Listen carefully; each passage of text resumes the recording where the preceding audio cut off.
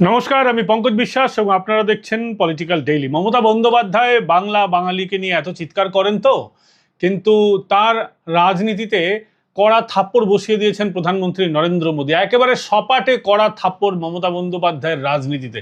বলবো না যে মমতা বন্দ্যোপাধ্যায়ের গালে এই থাপ্পড়, কারণ এই ধরনের অশালীন ভাষা আমরা ব্যবহার করতে চাই না, কিন্তু যে রাজনীতি করেছেন মমতা বন্দ্যোপাধ্যায়, চোখে আঙুল দেখিয়ে দিয়েছেন প্রধানমন্ত্রী নরেন্দ্র মোদী যে সেই রাজনীতিটা ভুল।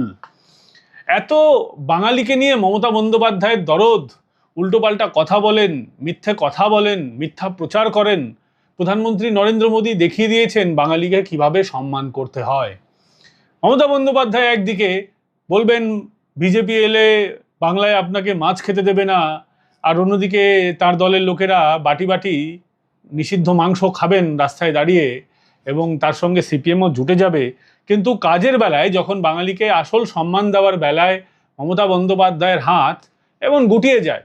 দেখুন না, এই পশ্চিমবঙ্গ থেকে যাদের রাজ্যসভায় পাঠানোর কথা, মমতা বন্দ্যোপাধ্যায় কাকে পাঠালেন? মেনকা গুরুস্বামী। তিনি ভালো না খারাপ, যোগ্য অযোগ্য, আমি সে জায়গায় যাচ্ছি না, কিন্তু তিনি কি বাঙালি? তিনি কি বাংলাকে কোনোদিন, বাংলার কোনো উপকার করেছেন? ব্যক্তিগতভাবে মমতা বন্দ্যোপাধ্যায়ের উপকার করতে পারেন, কিন্তু বাংলা থেকে বাঙালির যাওয়ার কথা ছিল রাজ্যসভায়, সেখানে গেল না। তিনি বলবেন উত্তরপ্রদেশ হতে দেব না, এটাকে গুজরাট হতে দেব না, কিন্তু গুজরাট থেকে ইউসুফ পাঠান পেয়ারের ভাই, তার এসে বাংলার, যেখানে একজন বাঙালির লোকসভায় যাওয়ার কথা ছিল, সেখানে যাবে কে? ইউসুফ পাঠান, একজন গুজরাতি। গুজরাতিদের আমি খারাপ বলছি না, ভালোও বলছি না, আমি জাস্ট মমতা বন্দ্যোপাধ্যায়ের মিথ্যাচারের রাজনীতি আপনাদের সামনে তুলে ধরছি। যাবে কে? তার পেয়ারের ভাই, সারদার ফাইল যে নষ্ট করেছে সেই ডিজি রাজীব কুমার, সে যাবে। উত্তরপ্রদেশের বাসিন্দা, উত্তরপ্রদেশের বাসিন্দারা যাক না উত্তরপ্রদেশ থেকে রাজ্যসভায়, আমাদের আপত্তি নেই। তৃণমূল কংগ্রেস থেকেও যাক, তৃণমূল অন্য জায়গায় জিতে দেখাক, আমাদের আপত্তি নেই। অন্যদিকে প্রধানমন্ত্রী নরেন্দ্র মোদী কি করলেন? প্রধানমন্ত্রী নরেন্দ্র মোদী সত্যি দুজন বাঙালিকে যোগ্য সম্মান দিয়েছেন। তার মধ্যে একজন হচ্ছেন ডক্টর অশোক লাহিড়ী। আপনারা জানেন যে ডক্টর অশোক লাহিড়ী বিজেপির দীর্ঘদিনের বিধায়ক রয়েছেন, এবং আরেকজন ডক্টর গোবর্ধন দাস। এই দুজনকে নীতি আয়োগে পাঠিয়েছেন প্রধানমন্ত্রী নরেন্দ্র মোদী। নীতি আয়োগে পাঠিয়েছেন, কি লাভ হবে? নীতি আয়োগে পাঠিয়ে এটাই লাভ হবে যে দেশের নীতি নির্ধারণ করবেন এই দুজন বাঙালি। একে বলে প্রকৃত সম্মান, যেটা প্রধানমন্ত্রী নরেন্দ্র মোদী দিয়েছেন। ডক্টর অশোক লাহিড়ী এবং গোবর্ধন দাস, আপনারা এদেরকে নিশ্চয়ই চেনেন, জানেন, কিন্তু এদের সম্পর্কে বলা খুব দরকার। এবং আপনাদেরকে বলে রাখি, এই দুজন বাঙালি ছাড়াও নীতি আয়োগে যাচ্ছেন ডক্টর কেভি রাজু, ডক্টর অভয় কারানিন্দার, ডক্টর এম শ্রীনিবাস এবং শ্রী রাজীব গৌবা। এরা নীতি আয়োগে যাচ্ছেন। এবং এই দুই যারা দিকপাল বাঙালি আছেন এবং প্রবীণ অর্থনীতিবিদ, ডক্টর অশোক লাহিড়ী হচ্ছেন ভাইস চেয়ারপারসন হয়েছেন নীতি আয়োগের, এবং খ্যাতনামা বিজ্ঞানী ডক্টর গোবর্ধন দাস নীতি আয়োগের সদস্য হয়েছেন। দুজন বাঙালি যাচ্ছেন। এবার প্রধানমন্ত্রী নরেন্দ্র মোদীর নেতৃত্বে যে বিকশিত ভারত গড়ার স্বপ্ন যেটা দেখেছেন নরেন্দ্র মোদী, সেখানে ভাইস চেয়ারপারসন করা অশোক লাহিড়ীকে, এটা বাঙালির জন্য বিরাট বড় সম্মানের। নীতি আয়োগ, দেশের নীতি নির্ধারণ করবেন এই বাঙালি, ভাবতে পারছেন? এবং ডক্টর অশোক লাহিড়ী এনার জীবন সম্পর্কে আপনাকে বলি, মানে বিরাট উত্থান। জীবনে ইনি যা অ্যাচিভ করেছেন না, অনেক কম বাঙালি এই কয়েক বছরের মধ্যে বা কয়েক দশকের মধ্যে অ্যাচিভ করেছেন।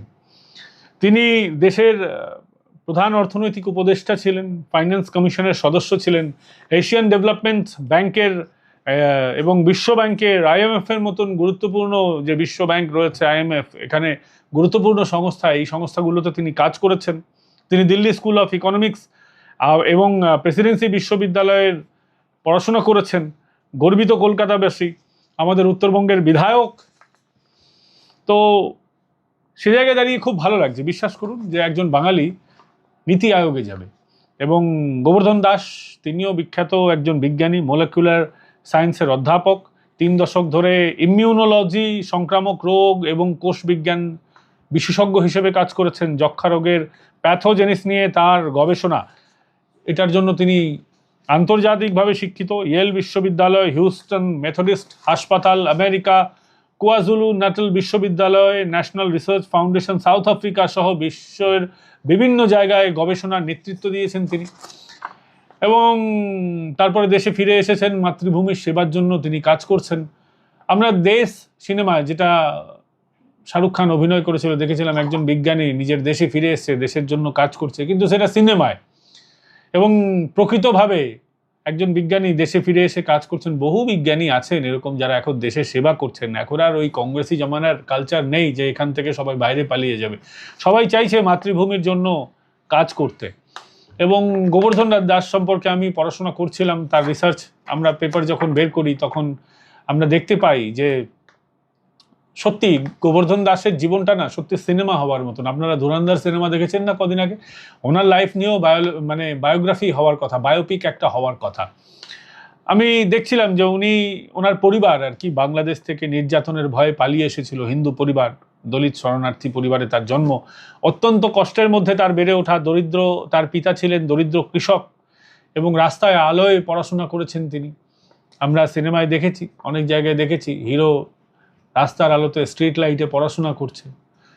তো বিদ্যাসাগরের সম্পর্কেও আমরা সেরকম শুনেছি, ইনি বাস্তবের বিদ্যাসাগর আর কি, মানে এই সময়কার বিদ্যাসাগর।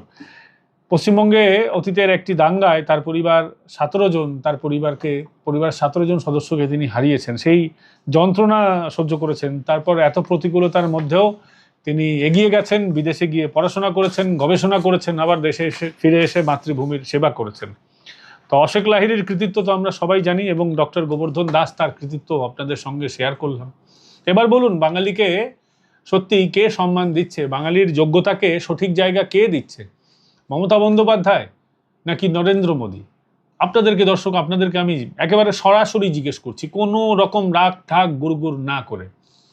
আপনি দেখুন, মমতা বন্দ্যোপাধ্যায় যখন পুলিশ প্রশাসন, তিনি তো পুলিশ মন্ত্রী, মুখ্যমন্ত্রীর পাশাপাশি স্বরাষ্ট্রমন্ত্রী এ রাজ্যের, তো তিনি যখন পুলিশ মন্ত্রী হবেন, তিনি দেখবেন তার যত পেয়ারের পুলিশ অফিসার আছে, আচ্ছা একটাও বাঙালি পুলিশ অফিসার কি বাংলাকে সেবা করার মতন যোগ্য নয় যে ডিজি হতে পারে? দেখবেন যখন এসপি হবে, সিপি হবে, বিশেষ করে ডিজিদের ক্ষেত্রে মমতা বন্দ্যোপাধ্যায়ের বাঙালি একেবারে স্ট্রিক্ট না পছন্দই হয় না। আপনি দেখে নিন না, মমতা বন্দ্যোপাধ্যায়ের আমলে যে কজন ডিজি হয়েছেন তার মধ্যে কতজন বাঙালি। মমতা বন্দ্যোপাধ্যায় কোন কোন আমলাকে মুখ্য সচিব, স্বরাষ্ট্র সচিব পদে কজন বাঙালিকে প্রমোট করেছেন।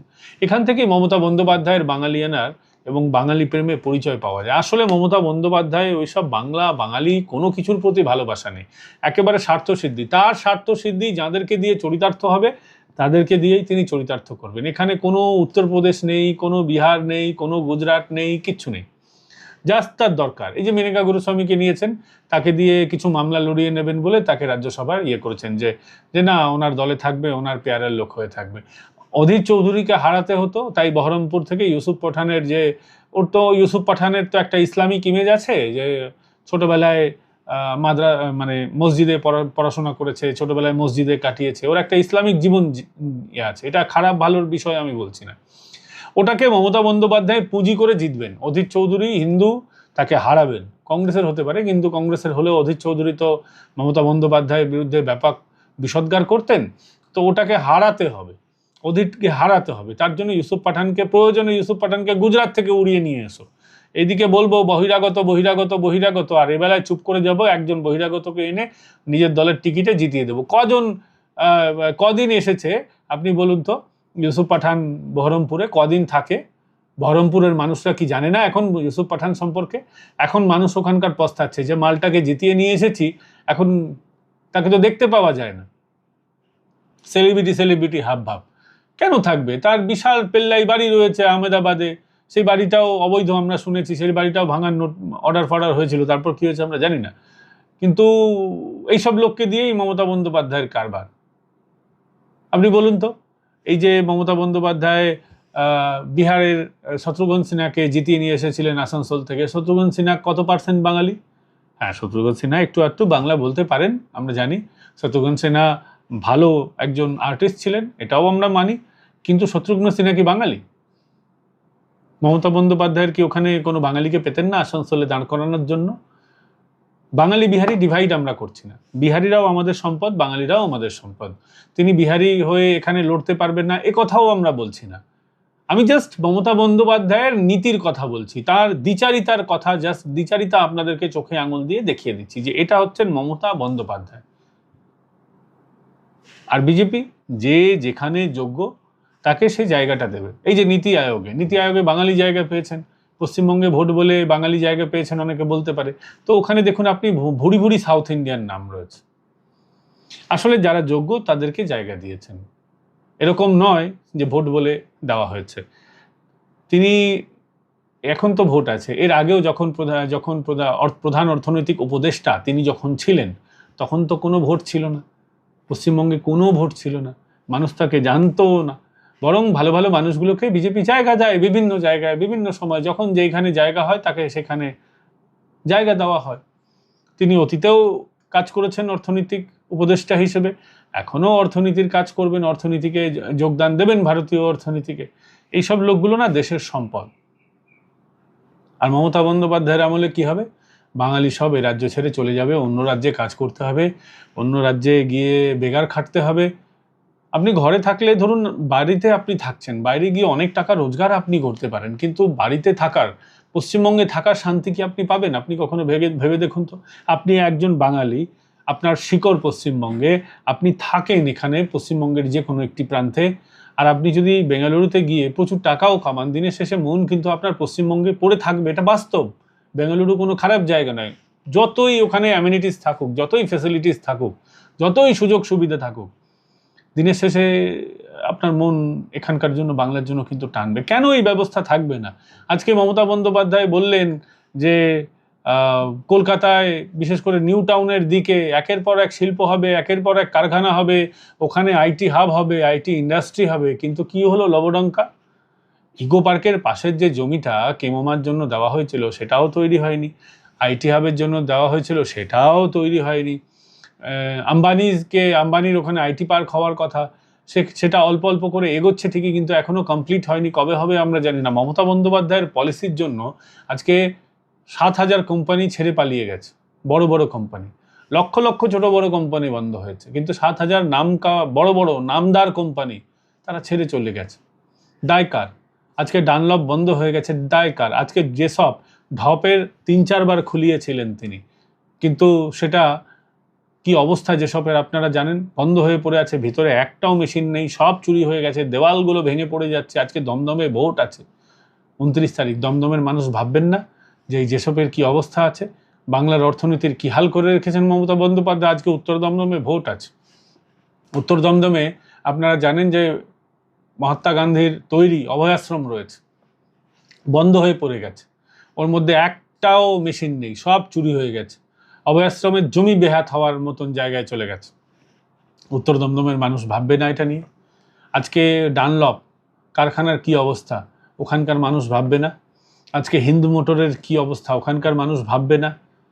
আজকে জুট মিলগুলো, হাওড়া হুগলি জুট মিলগুলো একের পর এক বন্ধ হয়ে যাচ্ছে, সব রুগ্ন হয়ে গেছে, আজকে মানুষ ভাববে না এগুলো? আজকে ভোট দেওয়ার সময় আমরা ভাববো না? নাকি মমতা বন্দ্যোপাধ্যায় শিখিয়ে দেবেন ভাতা ভাতা ভাতা, সেটাই মাথার মধ্যে নিয়ে ঘুরে বেড়াবো? আরে ভাতা দিয়ে জীবন চলবে? কখনো ভেবে দেখেছেন? ভাতার 1500 টাকা হাওয়ার মতন উড়ে যাবে। হয়তো কয়েকটা মানুষের অল্প কিছু সাহায্য হয়, কিন্তু আজকে আপনার দৈন্যদশার জন্য তো এই মুখ্যমন্ত্রী দায়ী, যিনি বলেছিলেন ডবল ডবল চাকরি দেব। তারপর দেখলাম ডবল ডবল চাকরি চলে গেছে। ডবল ডবল চাকরি পাওয়ার জন্য ডবল ডবল কাটমানি দিতে হয়, ডবল ডবল ঘুষ দিতে হচ্ছে। একটা ঠিকঠাকভাবে এ রাজ্যে নিয়োগ হয় না। এর জন্য কে দায়ী? চোর ভাইপো দায়ী না তার পিসি দায়ী? আপনারা ভেবে দেখুন, জানাবেন আমাদের, আপনাদের মতামত কমেন্ট করে জানাবেন। আর এই ভিডিওটা কেমন লাগলো অবশ্যই জানাবেন। ভালো লাগলে লাইক করতে ভুলবেন না, শেয়ার করবেন, সাবস্ক্রাইব করুন এবং বেল আইকন প্রেস করে দিন এই ধরনের ভিডিও নোটিফিকেশন পাওয়ার জন্য। এবং যারা আমাদের পাশে দাঁড়াতে চান তারা জয়েন বাটন ক্লিক করে আমাদের মেম্বার হতে পারেন, সুপার থ্যাঙ্কস পাঠাতে পারেন। ভালো থাকবেন, সুস্থ থাকবেন। আগামীকাল আপনাদের সঙ্গে আবার দেখা হচ্ছে।